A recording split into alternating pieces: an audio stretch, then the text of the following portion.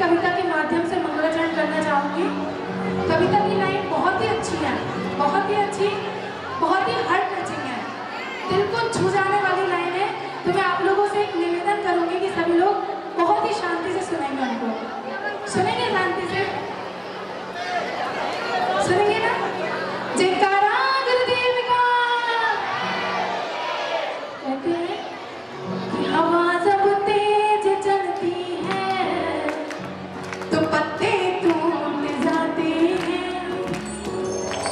हवा जब तेज चलती है तो पत्ते टूट जाते हैं। मुसीबत के दिनों में अच्छे अच्छे रूठ जाते हैं ना, कि हम मजबूर हैं इतने, झूठ बोला नहीं जाता। और अगली पंक्ति अगर अच्छी लगे तो एक तरफ से सभी की तालियां चाहूंगी कि अगर सच बोलते हैं हम, अगर सच बोलते हैं हम तो रिश्ते टूट जाते हैं। अगर सच बोलते हैं हम तो रिश्ते टूट जाते हैं। अगर सच बोलते हैं हम तो रिश्ते टूट जाते हैं। भरोसा मत भरोसा सो डोरी टूट जाती है। भरोसा मत भरोसा सो डोरी टूट जाती है। जब महफूज रहती है हवेली टूट जाती है। जब महफूज रहती है हवेली टूट जाती है। और क्या कहते हैं कि कहीं कोई कलाई कंगन को तरसती है, कहीं कोई कलाई कंगन को तरसती है, और कहीं चूड़ी के अटके से कलाई टूट जाती है। कहीं चूड़ी के अटके से कलाई टूट जाती है। कहीं कंगन के अटके से कलाई टूट जाती है। भरोसा मत भरोसा सो डोरी टूट जाती है। छत महफूज रहती है हवेली टूट जाती है। उन्हीं श्री प्रवचन में बताया करते हैं कि लड़कपन में हम बातें तो कर लेते हैं, लड़कपन में हम अपने जो फैसले हैं वो लिख लेते हैं, लेकिन क्या होता है कि लड़कपन में किए बातों की कोई कीमत नहीं होती। लड़कपन में किए बातों की कोई कीमत नहीं होती। और अंगूठी हाँ अंगूठी हाँ अंगूठी, अंगूठी हाथ में रहती और मंगनी टूट जाती है। अंगूठी हाथ में रहती और मंगनी टूट जाती है। भरोसा मत भरोसा सो कि डोरी टूट जाती है। कि छत महफूज रहती है हवेली टूट जाती है। समय का मोल क्या होता है जाके पूछिए उनसे। समय का मोल क्या होता है जाके पूछिए उनसे। समय का मोल क्या होता है जाके पूछिए उनसे। क्या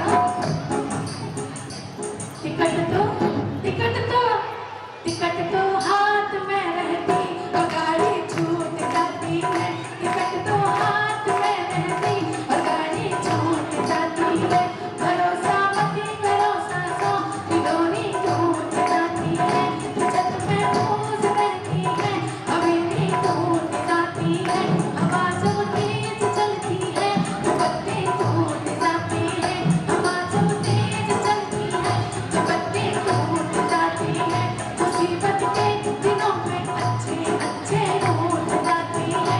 कि हम मजबूर हैं इतने, झूठ बोला नहीं जाता।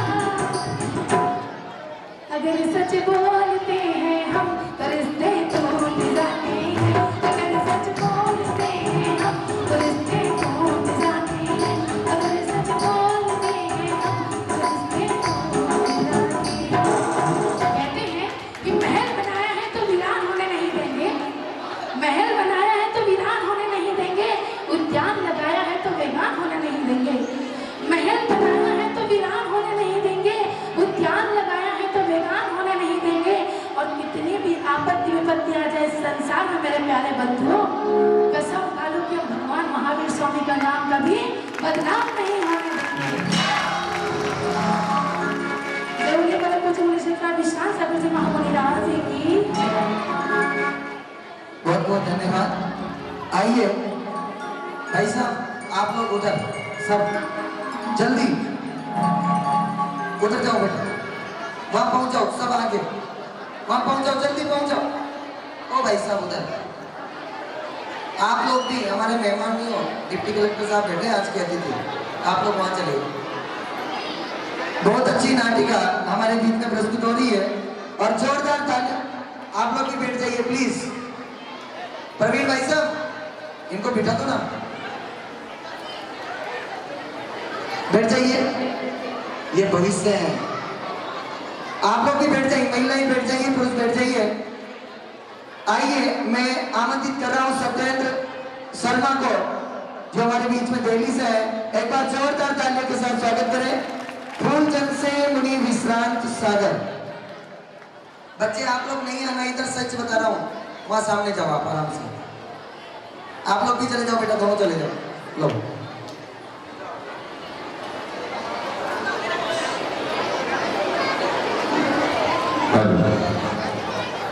जय बोलिए चौबीस तीर्थंकर भगवान की, जय बोलिए आदिनाथ भगवान की, बोलिए परम पूज्य गणाचार्य विराट सागर जी महाराज की, बोलिए परम पूज्य विश्रांत सागर जी महामुनि राज की।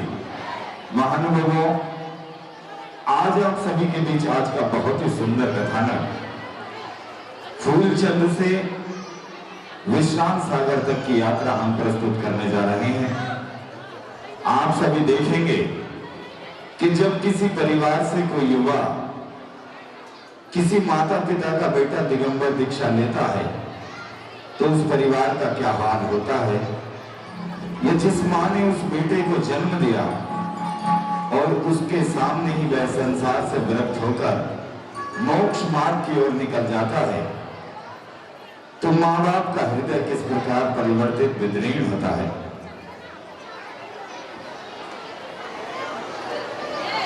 विलंबना करते हुए आज के इस कथानक को हम सभी दिखा रहे हैं। एक बार सभी जितने भी यहाँ बैठे हैं जोरदार जयकारा लगाएंगे। बोलिए महावीर भगवान की। जीवन है पानी की बूंद, कब मिट जाए रे, होनी अनहोनी कब क्या घट जाए रे। जीवन है पानी की बूंद, कब मिट जाए रे। जीवन है पानी की बूंद, कब मिट जाए रे। होनी अनहोनी, होनी अनहोनी कब क्या घट जाए रे। जीवन है पानी की बूंद, कब मिट जाए रे।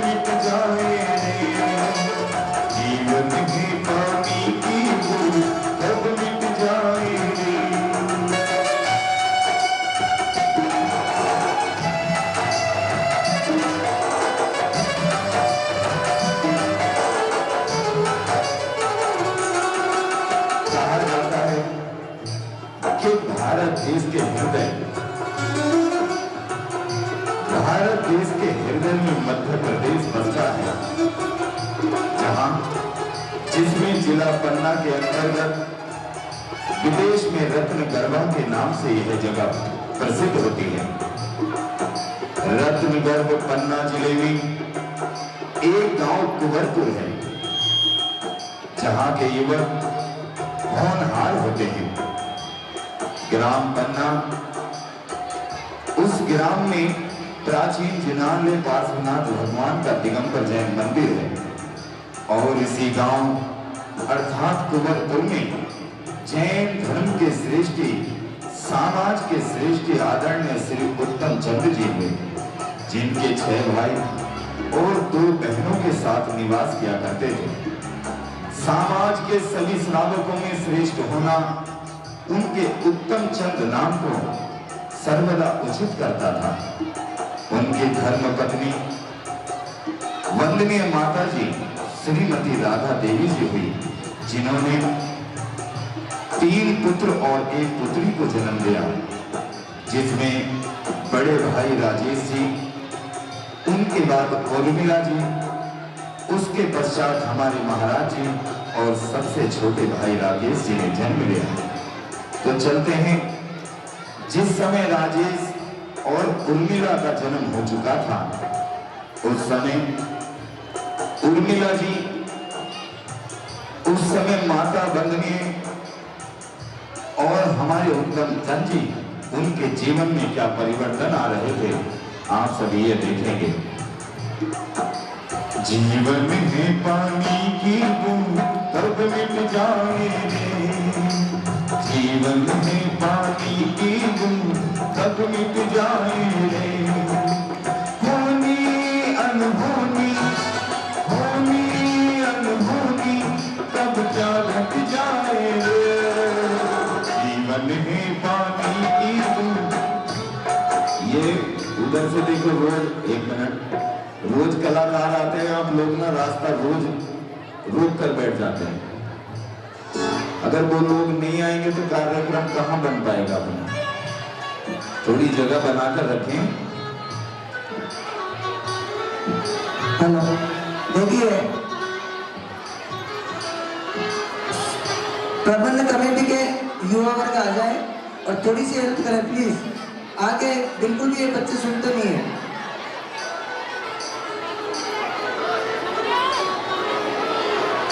श्रीमती राधा देवी जी घर में प्रभु का स्मरण करती हैं, प्रभु की भक्ति किया करती हैं, मन ही मन तीर्थंकर कर प्रभु के गीत गुनगुना रही हैं। उनके पुत्र राजेश और उर्मिला खेल रहे हैं। मेरे अंदर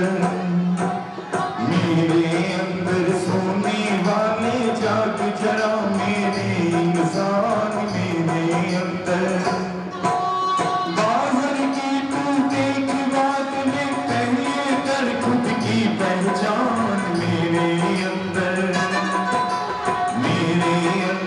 सोने वाले जाग जरा, मेरे इंसान मेरे अंदर।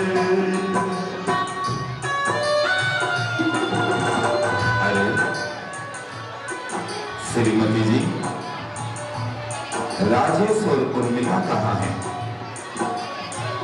मुझे दिखाई नहीं दे रहे। क्या कहीं ऐसा तो नहीं कि वो बाहर खेलने गए हों? आज सुबह जब से मैं जागा हूं, तब से उन दोनों को मैंने देखा नहीं है। मुझे ऐसा लगता है कि वो दोनों अपने मित्रों के साथ खेलने गए हैं। यदि आप कहें तो मैं उन्हें बुला दूं? नहीं, ऐसी कोई बात नहीं है, लेकिन आज तो मुझे कुछ चिंतित सी लग रही हो। क्या बात है राधा? आखिर कोई मन में कोई विचार है क्या? मेरे मन में बात आ रही है। हाँ, पूछो,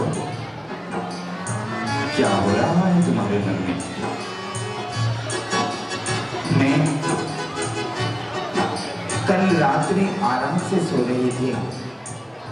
मैंने सोते समय एक स्वप्न देखा। एक विकास पुंज जो हमारे इस घर आंगन को प्रकाशमान कर रही है, मैं उसे देखती रही, मैं उसे अंतिम क्षणों तक देखती रही और वह प्रकाश पुंज धीरे धीरे इकट्ठा होता रहा और मैंने ऐसा महसूस किया कि वो प्रकाश की किरण मेरे मुख में प्रवेश कर रही है। मैंने जब से यह स्वप्न देखा है तब से मेरा मन विचलित हो रहा है। क्या कहा? हमारे घर आंगन को एक प्रकाश पुंज, एक प्रकाश की किरण प्रकाशमान कर रही है और अंत में तुमने देखा कि वह तुम्हारे मुख में प्रवेश कर रही है। उर्मिला हमारी बेटी, राजेश हमारा बेटा, लेकिन जब वो दोनों गर्भ में आए तुमने इस तरह का कभी स्वप्न नहीं देखा। राधा, मेरा धर्म और मेरी मानसिकता यह कहती है कि तुम्हारे गर्भ में जो ये बेटा बन रहा है, तुम्हारे गर्भ में ये जो संतान बन रही है, ये संतान देखना एक दिन इस भारतवर्ष में अपने साथ साथ अपने माता पिता का नाम प्रकाश की तरह फैला देगा।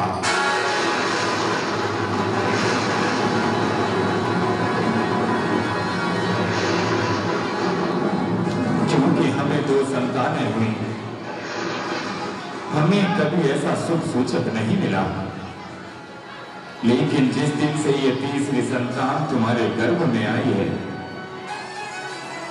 तुम्हें ऐसा स्वप्न देखना ये कोई साधारण नहीं है। यदि आप कह रहे हैं कि मेरे गर्भ में आने वाली यह संतान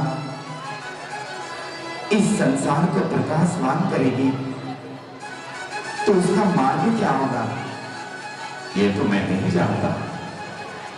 हो सकता है वो बड़ा होकर व्यापार में वृद्धि करे, हो सकता है वो व्यापार में चलकर मजदूर संघ का उत्तराधिकारी बने, कोई भी क्षेत्र हो सकता है, पढ़ लिखकर डॉक्टर बन सकता है, इंजीनियर बन सकता है, या भारत देश के लिए कोई ऐसी सामग्री बना दे जिससे हमारा देश आगे बढ़े।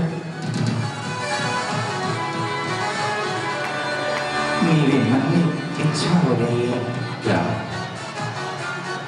क्यों ना मैं राजेश और उर्मिला को लेकर तीर्थ बंधना के लिए जाऊं। जब से ये गर्भ हुआ है तब से तीर्थ बंधना करने की इच्छा मन में हो रही है। ये तो बड़े ही शुभ संकेत मिल रहे हैं कि इस बालक के गर्भ में आते ही तुम्हें यह स्वप्न दिखाई देते हैं। इस बालक के गर्भ में आते ही तुम्हें तीर्थ वंदना करने का मन करता है। राजेश और उर्मिला को भी तैयार करो और मैं तुम्हें जी भर कर तीर्थ वंदना कराता हूं। चलो, मैं तुम्हें तीर्थंकर भगवंतों महापुरुषों के दर्शन कराता हूं। मन में इच्छा हुई मैं देव दर्शन करूं, प्यास नैना मेरे झटपटाने लगे।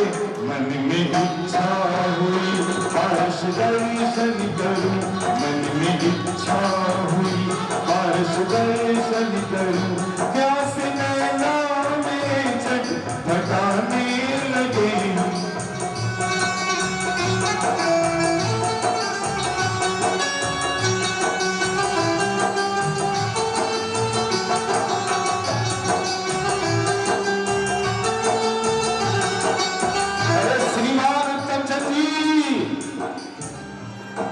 अरे श्रीमान उत्तमचंद जी कहाँ हैं आप? श्रीमान उत्तमचंद जी, अरे क्या हुआ आपको? जय जिनेंद्र, जय जिनेंद्र। अब इस तरह से अगर मुंह की बात सुनोगे तो कामयाबी नहीं मिलेगी। मैं कुछ समझा नहीं।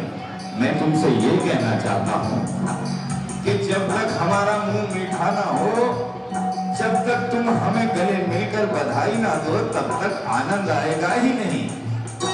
अरे भाई साहब, अब कुछ बताओगे या बस ऐसे ही? मैं बताता हूं तुम्हें। अभी अभी यह सूचना मिल रही है कि तुम्हारे यहां तीसरी संतान के रूप में एक सुंदर सलोने बच्चे ने जन्म लिया है।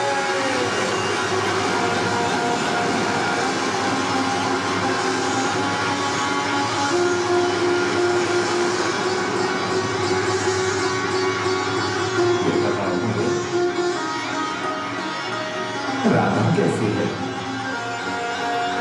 अभी तक तो सूचना यह मिल रही है कि मां और बच्चा दोनों स्वस्थ हैं।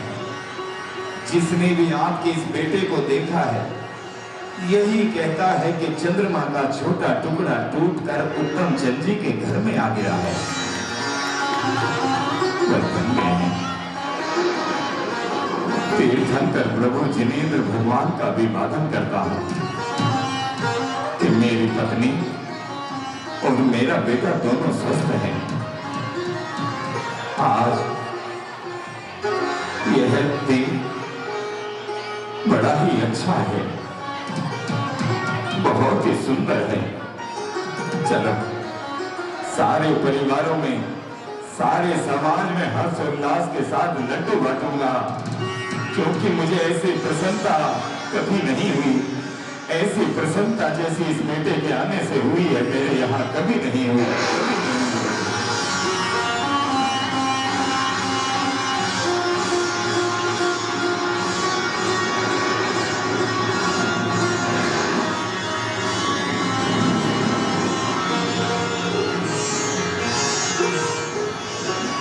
कहा जाता है 2 जुलाई सन 1977 की मंगल वेला में उस पुत्र ने जन्म लिया।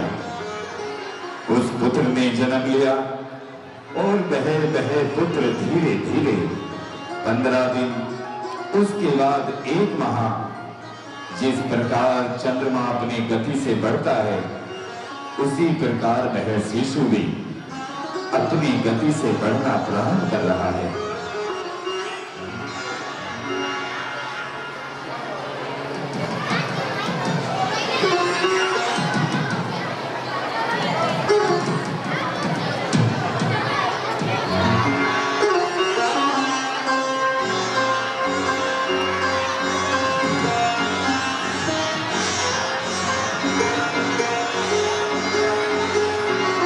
अरे राधा,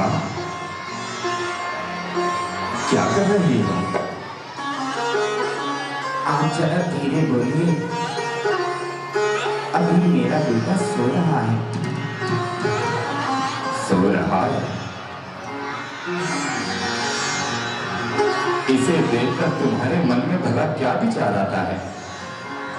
मेरे मन में विचार आता है कि मैं इसे कभी अपने से दूर ना होने दूं। बस मन ये करता है कि अपने सीने से लगाकर इसे सारी उम्र यहीं बैठ जाऊं। इतना प्रेम कभी उन दोनों से नहीं किया तुमने। राजेश भी तो तुम्हारा बेटा है, लेकिन इतनी ममता मैंने कभी उसके लिए नहीं देखी। ममता तो उसके लिए भी है, लेकिन ना जाने क्यों ऐसा लगता है इसके मुख को देखकर कि ये कुछ कहना चाहता है। मेरा मन ये होता है कि इसे अपनी आंखों में बसा लो। मेरा मन ये होता है इसे अपने आंचल में छुपा लो। अभी अभी यह मैंने अशोक जी को भेजा है कि वो पंडित जी को लेकर आए। बेटा लगभग 1 माह का हो आया, इसका नामकरण संस्कार तो हो जाए। अब देखें तो कि तुम्हारे इस फूल से बेटे का क्या नाम निकलता है। फूलचंद जी,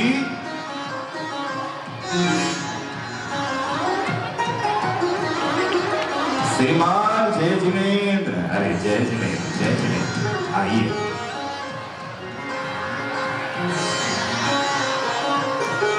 पंडित जी, मेरे इस बेटे का कुछ नामकरण कीजिए। महानुभाव श्रीमान उत्तम चंद जी, आपके बेटे का जन्म किस तिथि में हुआ था? इसका जन्म 2 जुलाई को हुआ है। अच्छा, 2 जुलाई को।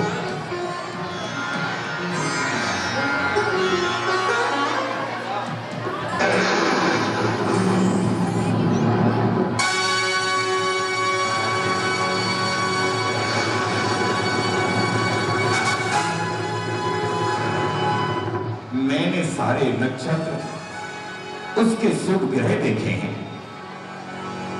तुम्हारे बेटे का नाम, जिस प्रकार मैंने उसकी सुंदर मुखड़े को देखा, जिस प्रकार तुमने उसे फूल की तरह पाल रही हो, तुम्हारे बेटे का नाम सबसे सुंदर, सबसे सुनियोजित केवल एक ही नाम हो। तुम अपने बेटे को इस क्षण के पश्चात फूलचंद कहकर बुलाओ तो अच्छा होगा। सही कहा पंडित जी आपने। फूल सा बेटा मेरा फूलचंद है। लेकिन देखिए पंडित जी, इसका भाग्य क्या कहता है, इसका आने वाला भविष्य क्या कहता है।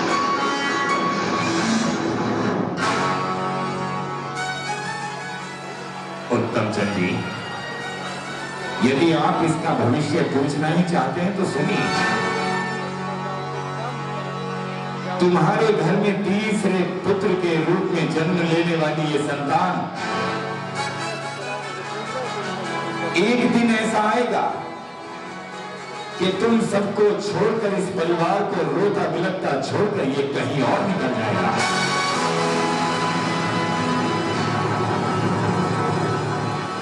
ये आप क्या कह रहे हैं? भला हमारा बेटा हमें छोड़कर कहां जा सकता है? कहीं ऐसा तो नहीं पढ़ लिख कर विदेश में नौकरी के लिए जाए? ऐसा नहीं है। तुम्हारे बेटे के भविष्य की रेखाएं बड़ी उज्जवल हैं। कुछ बेटे ऐसे होते हैं जो परिवार में सिमट कर हो जाते हैं, लेकिन तुमने ऐसे बेटे को जन्म दिया है जो सर्व समाज को, सर्व भारत को अपना परिवार बनाकर रहेगा।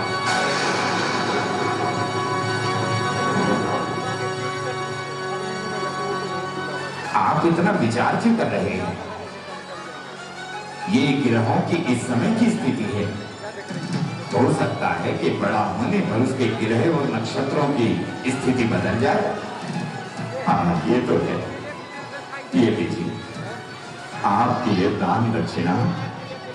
बहुत ही सुंदर नाम दिया है आपने मेरे बेटे को, फूल की तरह चमकने वाला मेरा फूलचंद।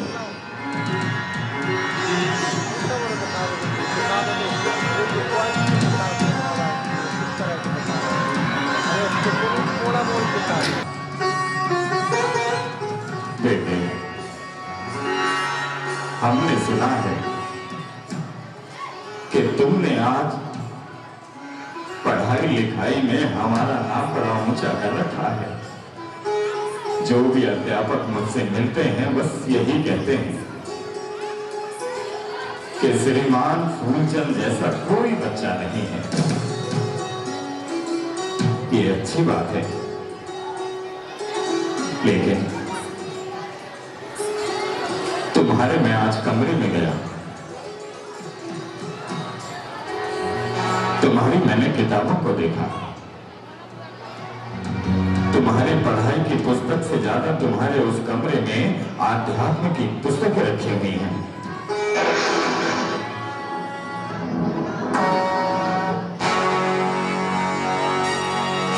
तो बेटे, मैं ये समझ नहीं पा रहा तुम अपने स्कूल की शिक्षा ग्रहण कर रहे हो या इधर उधर की ज्ञान की बातें लिखी हुई पुस्तकें याद कर रहे हो?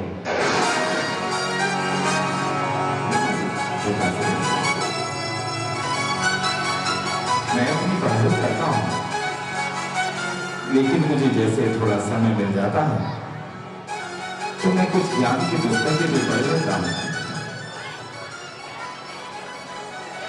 चलो ठीक है, जाओ अपने कक्ष में जाकर पढ़ाई करो। उर्मिला, जब बेटे थोड़ा पानी लेकर आओ। ये आप किस तरह की बातें कर रहे हैं? बेटा पुस्तकें ही तो पढ़ रहा है, इसमें भला बुराई क्या है? तुम्हें याद नहीं है राधा, जिस समय तुम्हारा फूलचंद 1 महीने का था वो पंडित गोपुरोहित हमें क्या कहकर गया था? उसने कहा था कि तुम्हारा बेटा ज्यादा समय तुम्हारे साथ तुम्हारे परिवार में नहीं रहेगा। मुझे एक डर लगा रहता है। आज ये आध्यात्म की पुस्तकें पढ़ रहा है, कल आकर ये कुछ और करेगा, परसों आकर कहीं ऐसा ना हो कि ये कोई ऐसा मार्ग चुन ले कि हमारा बेटा हमें छोड़कर ही चला जाए। ऐसा नहीं है, ऐसा नहीं है कि भगवान ने मुझे 3 बेटे दिए हैं। अगर भगवान ने मुझे 3 बेटे दिए हैं तो उनमें से एक को मैं खो तो नहीं सकता ना। मैं भी यही सोच रही हूँ। ये बड़ा गुमसुम सा रहता है, इस तरह से रहता है जैसे हम इसके कुछ लगते ही ना हो। जो इसकी आयु है उसके हिसाब से ना ये भोजन करता है, बस केवल पढ़ाई में लगा रहता है। कोई बात नहीं, हम इसका ध्यान रखेंगे, मैं इसका ध्यान रखूंगा, तुम चिंता मत करो।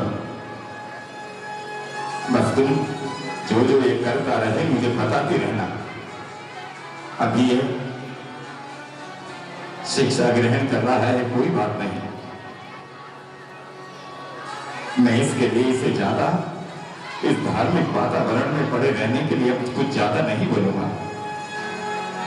लेकिन मैंने जहां ये पढ़ाई करता है कटनी में, मैंने वहां भी लोगों से पूछा है, ना इसकी किसी से मित्रता है ना किसी से बोलचाल है, केवल अपने आप को ढूंढ रहा है।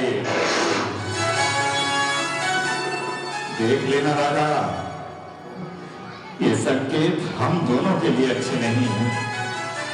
ध्यान रखो अपने बेटे का, ध्यान रखो अपने बेटे का। और कहा जाता है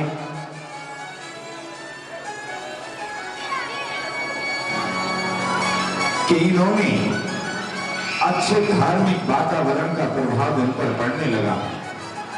इन्होंने सबसे पहले आलू प्याज का त्याग किया, पूजन इत्यादि का कर्म बनाते हुए धार्मिक क्षेत्र में 1996 में नरसिंहपुर में भैया जी परम पूज्य मुनि श्री सम्मेत गिरि जी महाराज के चरणों में श्रीफल अर्पित करने के लिए जा रहे थे। उन्हें यह ज्ञात होता है कि नरसिंहपुर में मुनि श्री सम्मेत गिरि जी महाराज विराजमान हैं।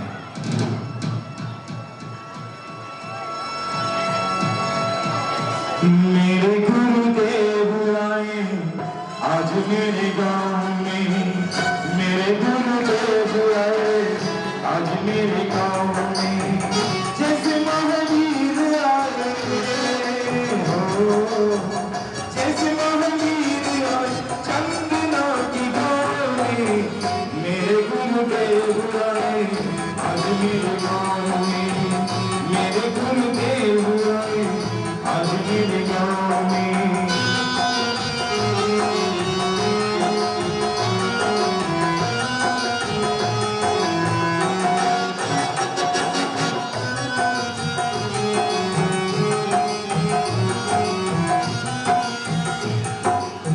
बच्चे सीढ़ियों में से नीचे बैठो, चलो बार बार समझाना।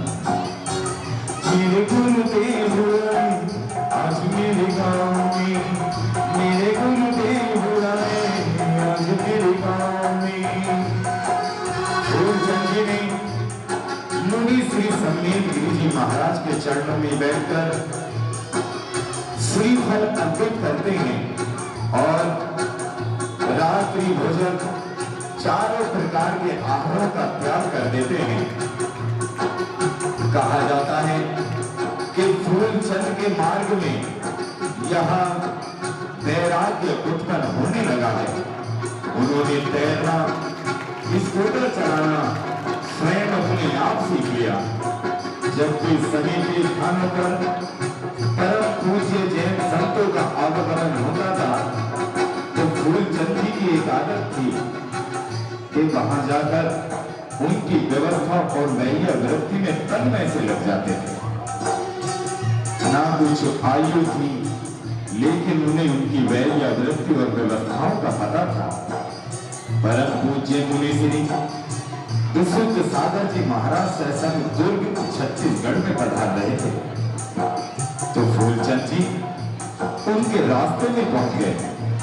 छपारा में मुनि संघ के दर्शन किए, उन्हें आहार दिए और उनके संग में रहने लगे और दुर्ग तक फूलचंद जी उस मुनि संघ के साथ चलते रहे। यह कथा यही नहीं रुकी, बढ़ती रही। 1957 का पावन वर्षा योग में फूलचंद जी ने दुर्ग में मुनि श्री संघ में किया। दुर्ग में भैया जी के संग में रहकर अनेक ग्रंथों को पढ़ा। वर्षा योग समाप्ति के बाद फूलचंद जी को एक ऐसा शुभ अवसर मिला जो किसी को प्राप्त नहीं होता। 20 नवंबर 1997 में पिछिका परिवर्तन में मुनि श्री विशुद्ध सागर जी महाराज ने अपनी पुरानी पिछिका फूलचंद जी को दी।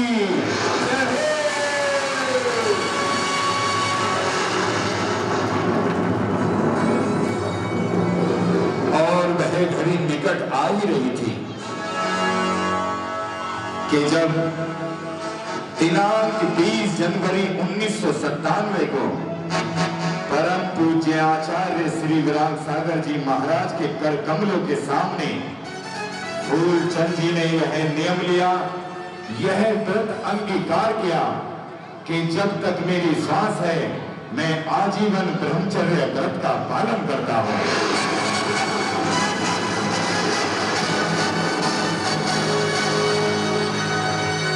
उत्तम चंद जी, अरे उत्तम चंद जी,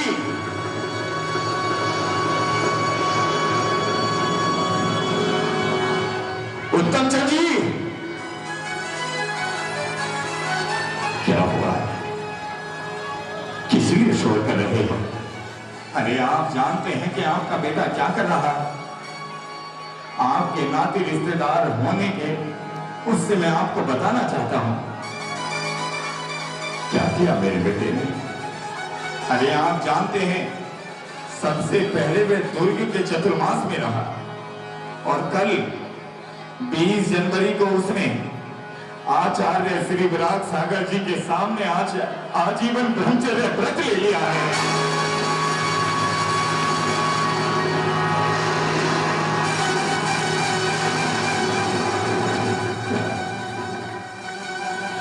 ब्रह्मचर्य व्रत ले लिया है।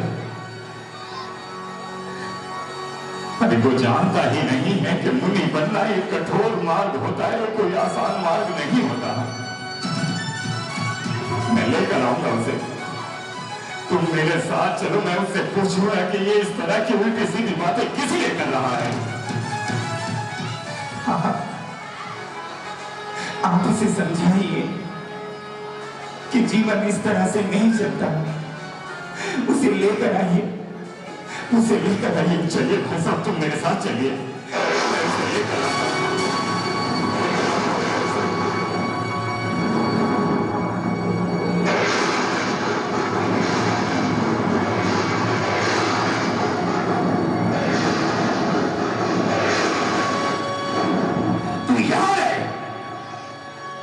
तुमने हमसे बिना पूछे वहां पर ब्रह्मचर्य व्रत किस लिए लिया? तुमने ये सोचा भी कैसे कि तूने ये सोचा भी कैसे कि इस व्रत को इतनी आसानी से तू निभा पाएगा? आखिर तेरे मन में क्या है? अरे क्यों अपने बूढ़े माँ बाप को दुख दे रहा है? तू हम दोनों को बता क्यों नहीं देता?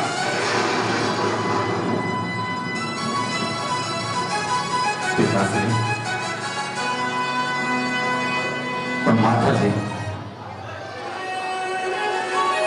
इस संसार में मेरा मन लगता ही नहीं है।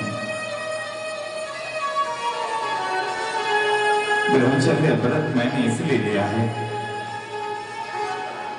क्योंकि मैं संसार के बंधनों में बंधकर नहीं रह सकता।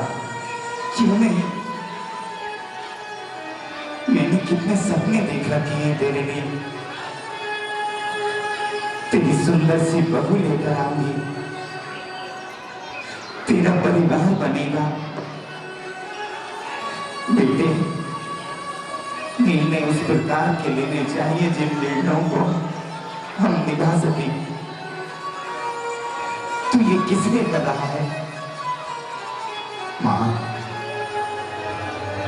मैं ये सब इसलिए कर रहा हूं क्योंकि लोगों का मन होता होगा डॉक्टर और इंजीनियर बनने का। इस संसार में आते हैं, आकर फिर चले जाते हैं। ये संसार के बंधनों में मैं बंधना नहीं चाहता मां। मैं आप दोनों का आशीर्वाद लेकर, मैं आप दोनों से सहमति लेकर, मेरे मन में इच्छा होती है कि आचार्य गुरुवर विराट सागर जी महाराज से दीक्षा लेकर दिगंबर साधु हो जाऊं।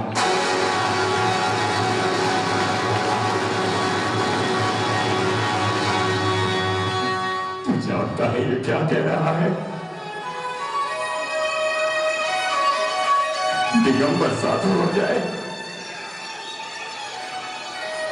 तू जानता नहीं कि अगर सर्दी पड़ रही हो तो भी उन्हें नंगे पांव चलना होता है।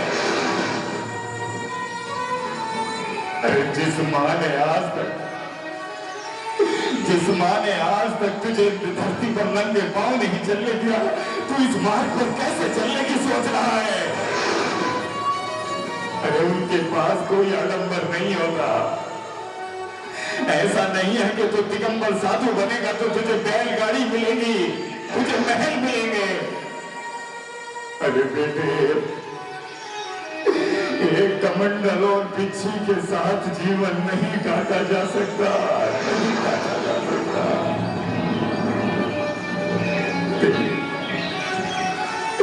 तुझे विवाह करना है, मैं तेरा विवाह करा दूंगा। तुझे नया घर चाहिए, नया घर बनवा दूंगा। तुझे स्कूटर चाहिए, स्कूटर ले ले। तुझे जो चाहिए वो ले ले। बस मेरे बेटे दिगंबर मुनि मत बन, दिगंबर साधु मत बन।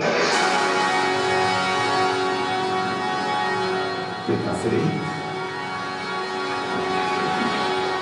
आप अपने बेटे को उसके कल्याण मार्ग से रोक रहे हैं। मुझे जाने दीजिए, मैं आप लोगों के बीच में ज्यादा जीवित नहीं रह सकता। मुझे जाने दीजिए पिताश्री। अरे अपनी बहन को दे कि इसके तीन भाइयों को आज तक ये राखी बांधते हुए आई। जब राखी के बंधन पर ये अपने तीसरे भाई को ढूंढेगी तो मैं इसे क्या जवाब दूंगा? अरे क्या कहूंगा इससे? क्या कहूंगा इससे कि इसका पेट भाई चला गया? मेरे लाल, मेरे बेटे, हमें छोड़कर मत जा, मत जा, हमें छोड़कर मत जा।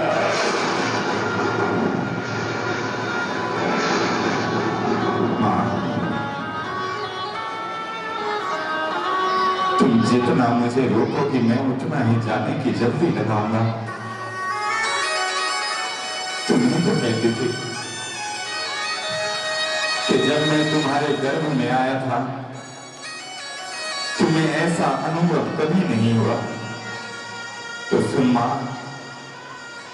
ये तेरा फूलचंद तुझसे आज्ञा चाहता है कि जो प्रकाश पुंज तूने अपने आंगन में देखी थी, वो प्रकाश पुंज, वो जैन धर्म की परिभाषा, वो जैन धर्म की किरण मुझे भारतवर्ष में फैला है।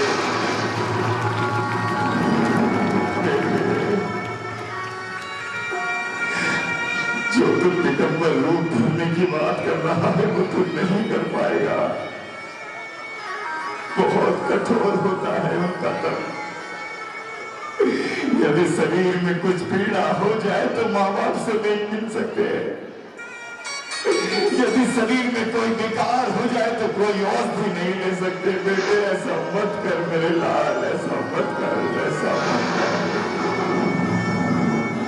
मुझे आचार्य गुरुवर के चरणों में जाने के लिए आज्ञा दीजिए। मेरे लाल नहीं जाओ, मेरे चांद नहीं जाओ, मेरे लाल नहीं जाओ, मेरे चांद नहीं जाओ। सौगंध तुम्हें मेरी, मुझे इतना तड़पाओ, मेरे लाल नहीं जाओ, मेरे चांद नहीं जाओ।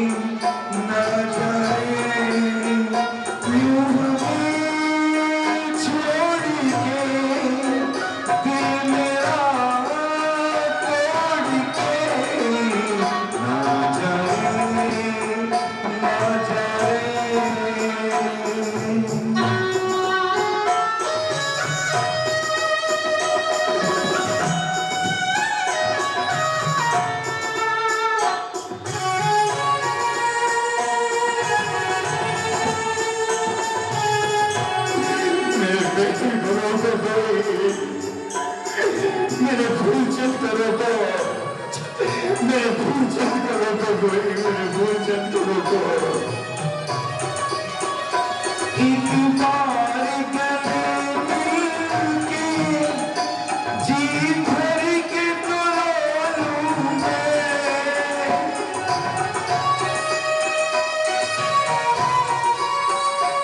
अपने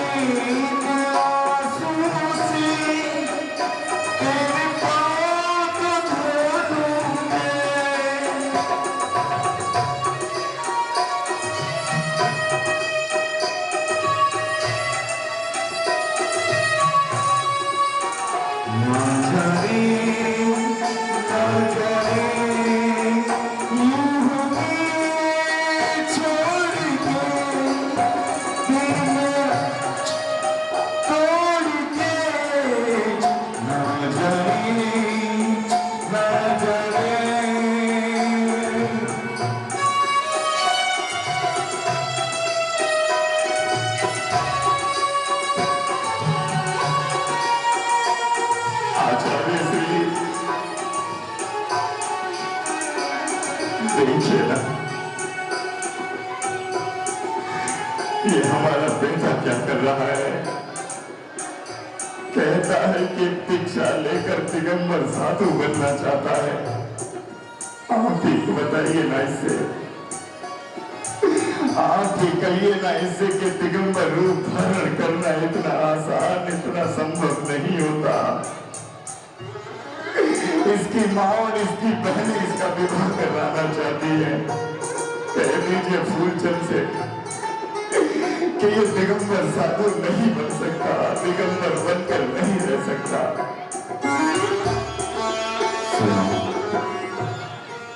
उत्तम चंद जी, मैं समाज की दृष्टि को अवश्य जानता हूं।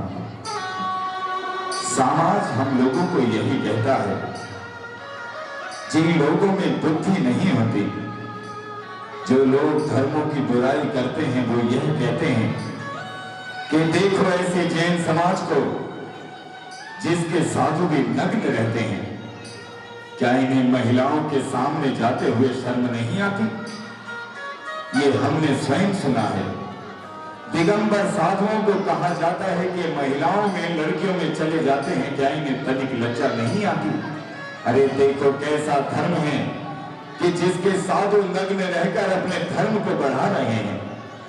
लेकिन मैं आज एक बात सबसे कहना चाहता हूं कि हाँ, दिगंबर साधु नग्न रहते हैं और आप समाज वाले वस्त्र पहनकर रहते हैं, लेकिन आज तक देखा गया है कि समाज में जिन लोगों ने वस्त्र पहने हैं,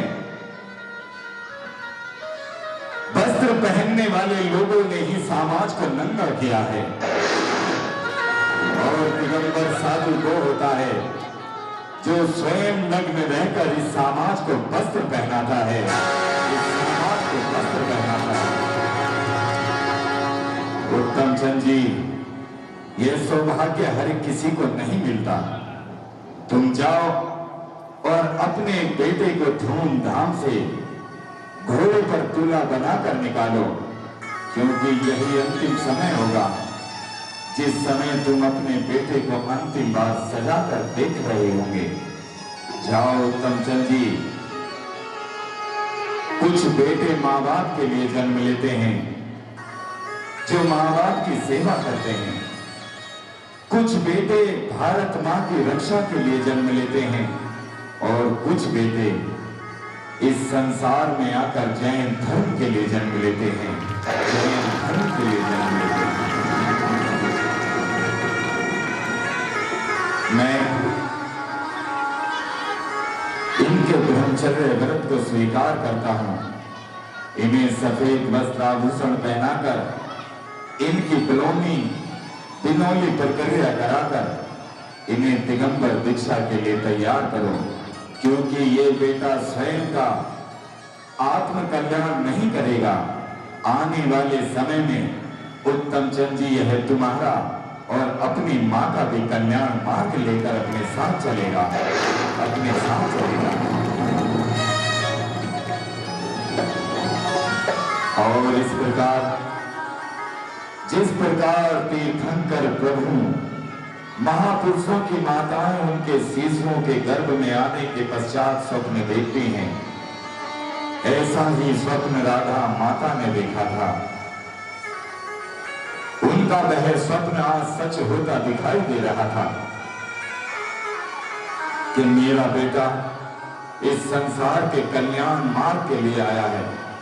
वो चीख चीख कर पूछ रही हैं उत्तम चंद जी से कि तुम अपने बेटे को साथ क्यों नहीं लाए, कि तुमने दिगंबर मुनि से ये क्यों नहीं कहा कि मेरा बेटा साधु नहीं बन सकता।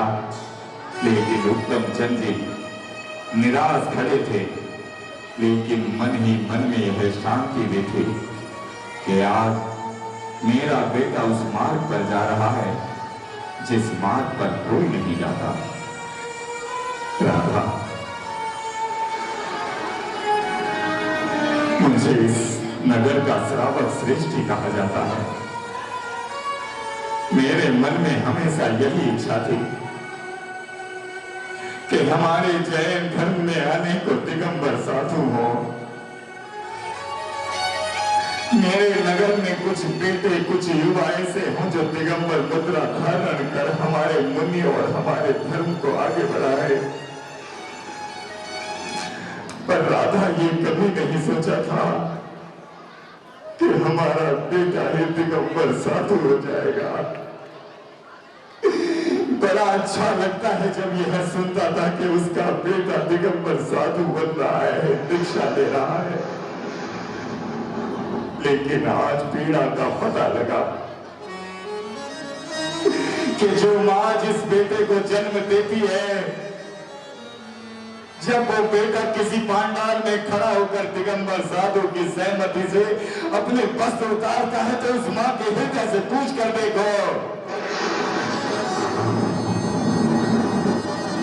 जो पिता ये चाहता है कि उसका बेटा बड़ा होकर उसके बुढ़ापे का सहारा बनेगा और उसका बेटा दिगंबर साधु हो जाए तो उससे पूछो।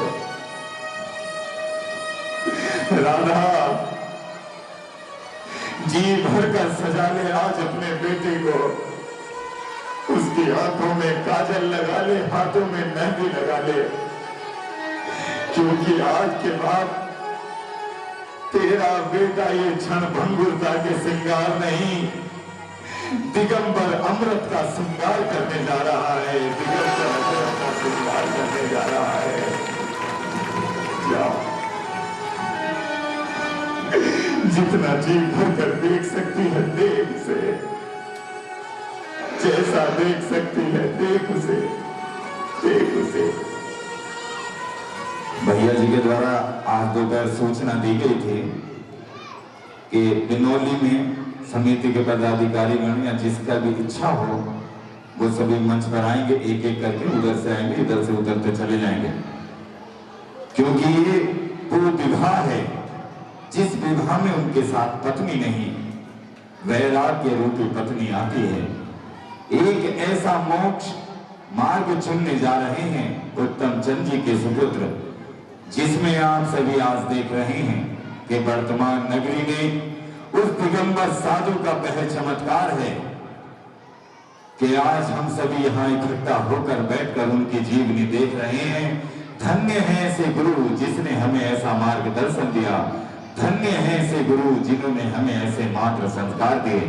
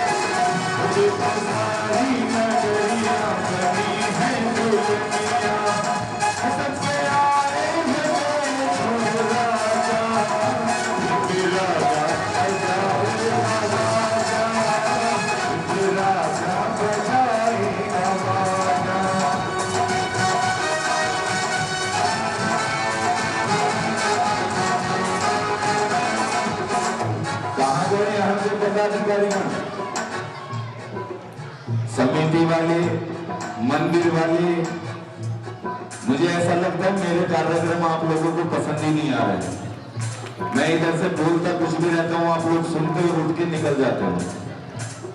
दोपहर आप सभी के बीच में घोषणा कराई थी, जो कि पदाधिकारीगण हो, जो भी अपने को देखिए, जो भी समिति के पदाधिकारीगण हैं, समाज के वरिष्ठ जन हैं, वह तिलक करेंगे और यहाँ पर जो गोद मेला की रस्म होती है उसको संपन्न करेंगे। एक बार जिनका भी मन हो फूलचंद जी की गोद भरने का, वो आते जाए और गोद भरेंगे।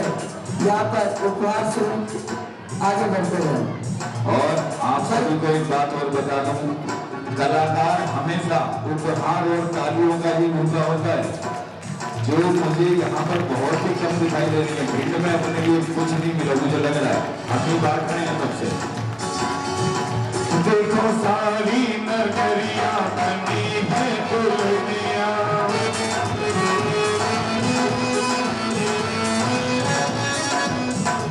ये बच्चे मंच से नीचे उतर जाओ, बच्चे लोग नीचे उतर जाओ प्लीज, नीचे नीचे उतर जाओ बच्चे सभी। देखिए, क्रम आपको बिगाड़ना नहीं है। महिलाएं पुरुष जो भी आना चाहे क्रम क्रम से आता जाए, तिलक करते जाए और आगे बढ़ते जाए। अशोक, देखो सारी नगरिया बनी है दुल्हनिया।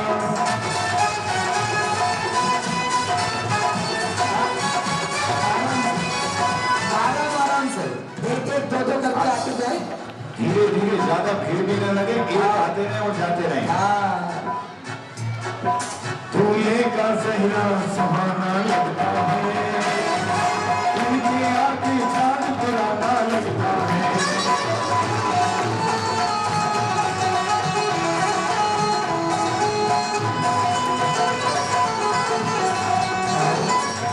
पल भर में कैसे बदलते हैं रिश्ते, अब तो हर सांस गाना लगता है।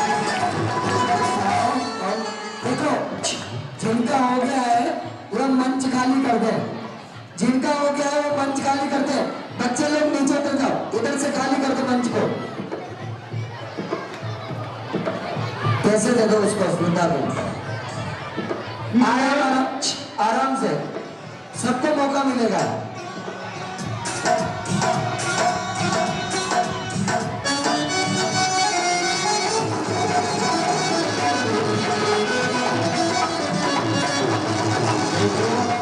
भले 10 मिनट ज्यादा लग जाए, पर मैं ये कहना चाहूंगा पांडाल में जितनी भी हो, आज तिलोनी का संस्कार करके जाए।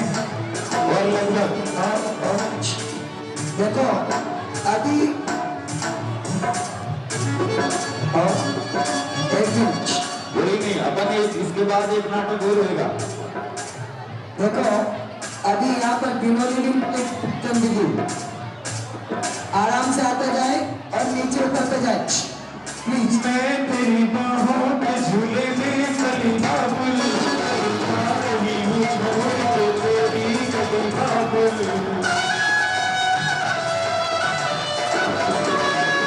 खूबसूरत ये समा में आती रहेंगी, भूल के भी हम तुम्हें ना भूल पाएंगे।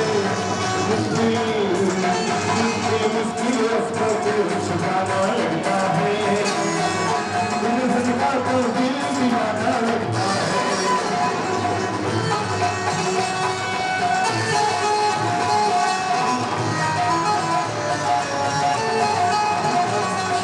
ऐसा फूलचंद जी को बिठा दीजिए नीचे, कुर्सी से बिठा दीजिए। फूलचंद जी को कुर्सी पर बैठाएं, खड़े खड़े थक जाएंगे। हाँ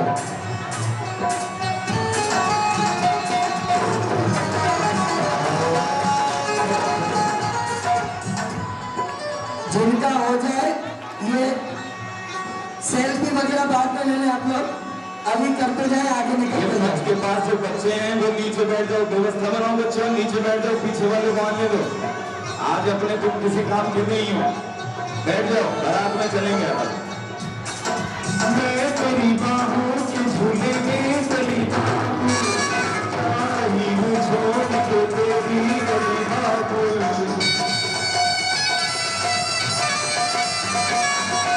खूबसूरत ये जवानी आती रहेंगी, भूल के भी हम तुम्हें ना भूल पाएंगे।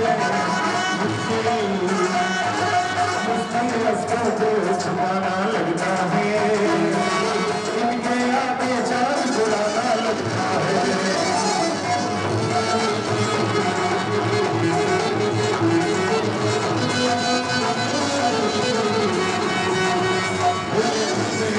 जानी का सिर मंदिर आबे स्वामी का, इस धर्म का भैया, इस धर्म का भैया का कहना, ये धर्म भैया का कहना।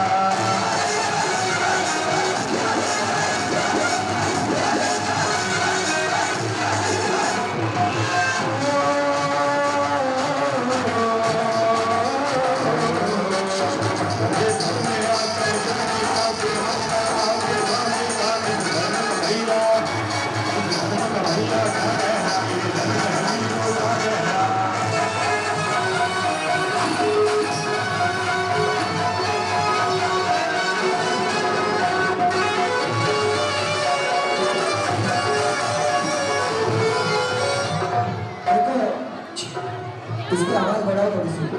आप लोगों को जाना नहीं है अभी, अभी फूलचंद जी की डिलीवरी निकलेगी, दीक्षा के संस्कार होंगे और आप लोगों को लगता है कि आप अपने जगह पर खड़े होकर भक्ति करना चाहें तो भक्ति जरूर कर सकते हैं। हाँ,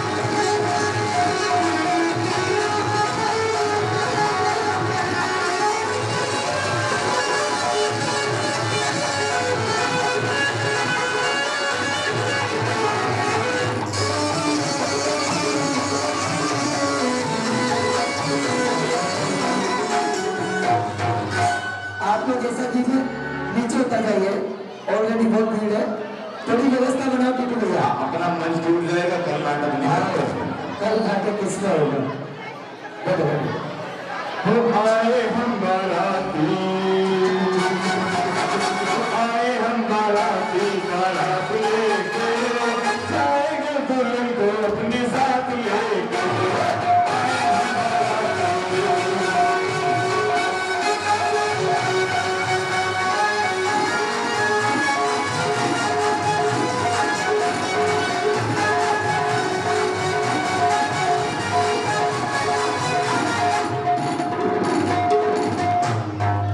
तुम्हारे काम आने हैं। हाँ भैया, जिनका हो गया है स्टेज नीचे उतर जाए, जो रह गए हो और उनको लगता है कि फूलचंद जी का सम्मान उनको करना चाहिए तो वो आ जाए, जल्दी करें। हाँ, क्या बोल रहे थे? ये धर्म है आत्मज्ञानी का, सिर्फ मंदिर मांगे स्वामी का, इस धर्म का भैया, धर्म का भैया क्या कहना, ये धर्म है वीरों का कहना।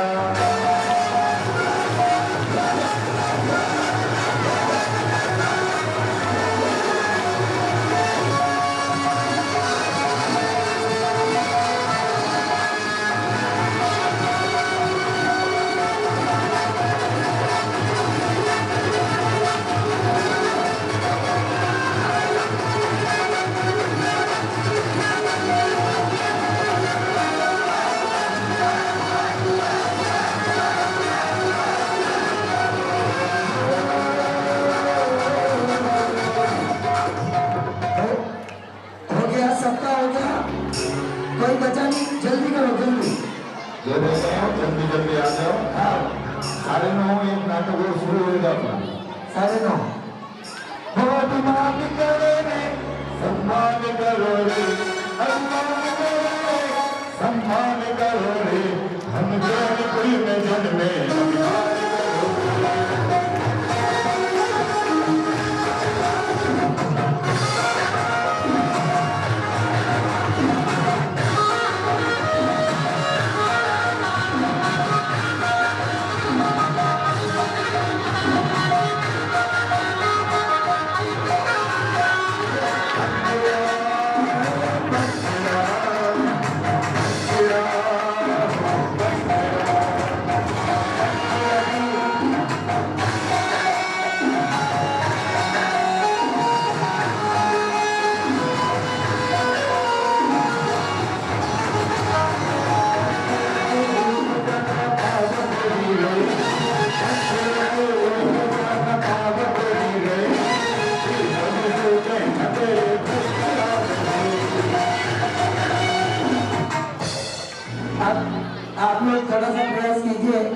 बीच में जगह खाली कर दीजिए, बारात आएगी इधर से, थोड़ी साइड में हो जाओ।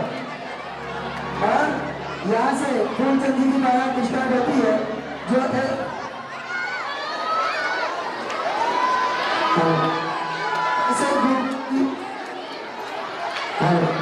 ऐसे घूमती इस रास्ते से आएगी, जगह खाली कर दो आप। और ज्यादा लोग नहीं जाएंगे। हाँ, फूलचंद जी महाराज जी का आशीर्वाद लेने जा रहे हैं, एक राउंड लगाने के बाद बोलते हैं। चलिए केवल समिति के कुछ पदाधिकारी नहीं जाना, वहाँ में जगह आप लोग चले जाए महाराज जी से आशीर्वाद दिलाकर, फिर वहां से पकड़ बना कर लाएंगे, फिर छोड़ देना उधर उधर ही। हाँ, कलाकार को काहे दीक्षा देंगे भाई। चलिए कौन कौन बारात में जाएगा बताओ, खड़े हो जाओ कोई।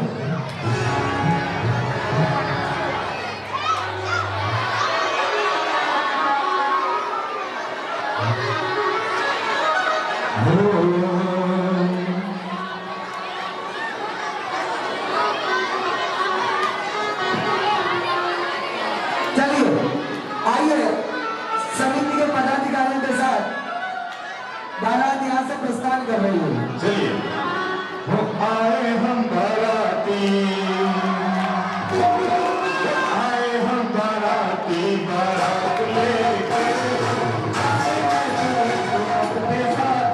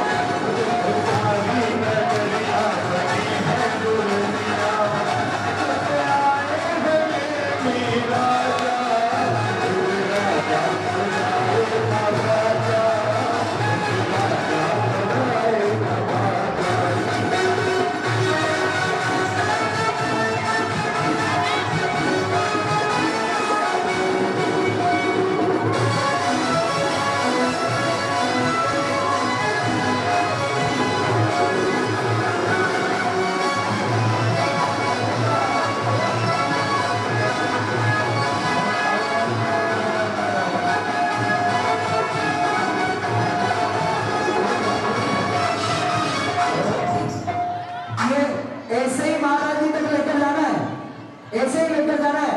आप लोग खड़े हो जाइए और पहले आनंद के साथ भक्ति करते हुए महाराज जी तक पहुंचेंगे, डांस करते हुए। कल इसी टाइम फिर एक नई नाटिका आपके बीच में होगी। सभी को जय जिनेंद्र शुभ रात्रि। आज मेरे यार की शादी है, आज मेरे यार की शादी है, आज मेरे यार की शादी है। ऐसा लगता है सारे संसार की शादी है, आज आदि की शादी है, आज मेरी की शादी है।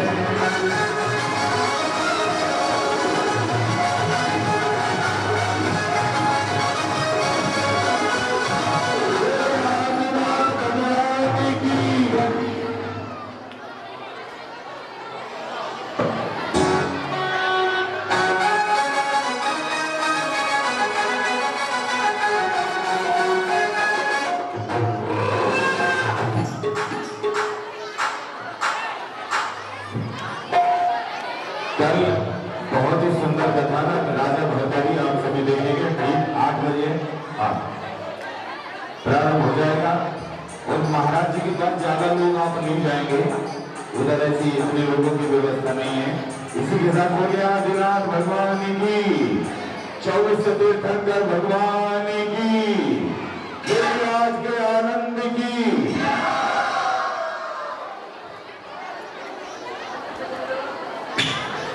सभी लोग ध्यान देंगे, यह दिगंबर जैन चैत्यालय मंदिर समिति सभी का हार्दिक स्वागत, वंदन, अभिनंदन कर